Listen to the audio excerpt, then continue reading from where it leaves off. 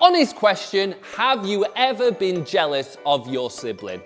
Look how beautiful your new baby brother is. He's not pretty. I'm pretty. Like, have they received something that was on your Christmas list and then they get it? And you're like, whoa, that's not fair. I'm so sick of these people. When I was growing up, I felt like my brother got a lot of things that I didn't get. Woe is me.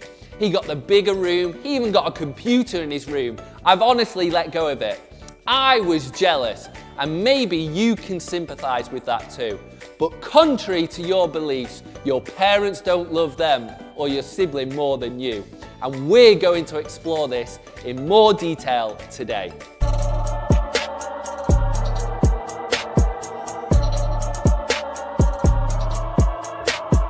Last week we looked at the younger son in the Prodigal Son. The one who had run away from home, wasted all the money, and ended up feeding pigs. Remember that? Well, he thought life away from his dad would be amazing, but he ended up hungry, broke, and wishing he could eat pig's food. But today we're looking at the second part of this story, and honestly, this part is even more surprising because Jesus introduces us to another son, and he is lost too, but this one has never left home. What? What? All right, before we continue, we need to play a quick game. And it's gonna have to be another game of hide and seek, so let's go.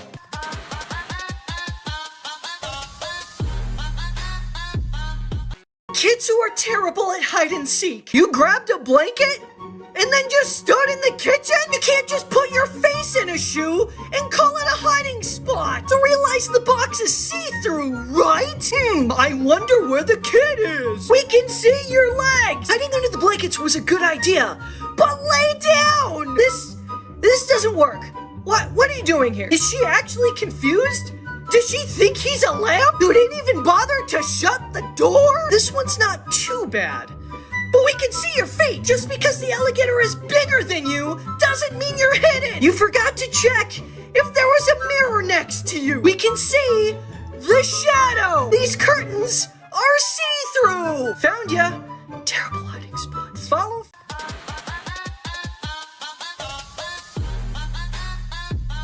Right, back to the story. The younger brother has just come home. The father runs to him, he hugs him, he gives him a robe, a ring, and some sandals. And then he throws him this massive party. Music, food, dancing, the best night ever. But there's one person who isn't celebrating.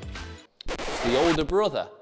The Bible says he was working out in the field when he comes near the house and he hears all this music and dancing, and he's like, what is going on?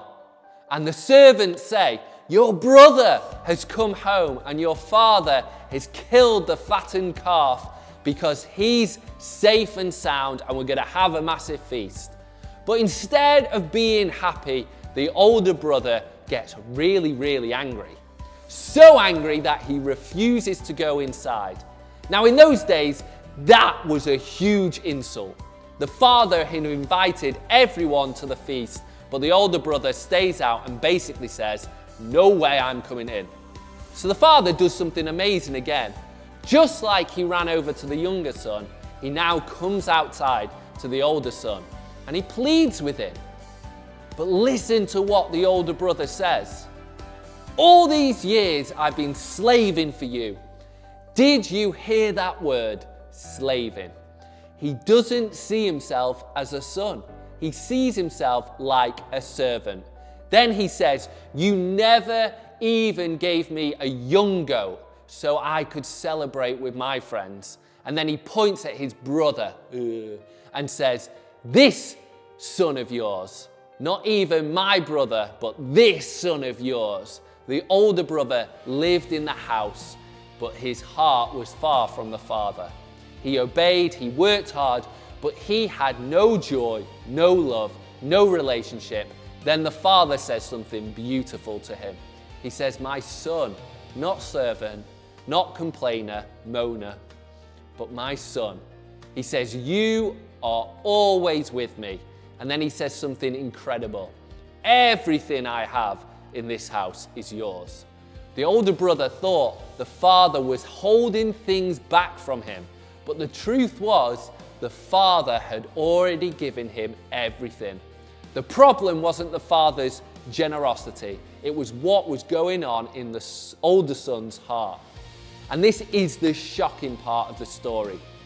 Jesus never tells us whether the older brother goes into the party or not. The story ends with the father inviting him. Why? Because Jesus was talking to the religious people who went to the synagogue every week, people who followed the rules, people who thought they were better than everyone else, and Jesus was saying something really important. You can be lost far from God, or you can be lost right next to him. You can be far from God in a distant country, or you can be at the very front row of church and still be far from God. But here's the good news. The Father invites both sons, the rebellious one and the religious one. The Father wants everyone to come to the feast. The music is playing, the food is ready, the party is started, and the Father is standing at the door saying, "Come on in."